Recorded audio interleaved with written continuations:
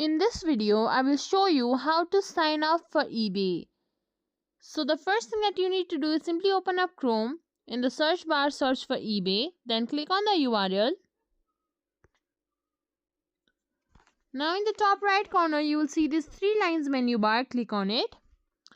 So if you don't have an account, you could have clicked on register. But if you want to sign in, simply click on sign in.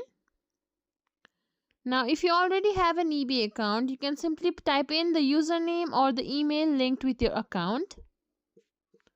Then click on continue, or you can also try signing in with Google or Apple or Facebook.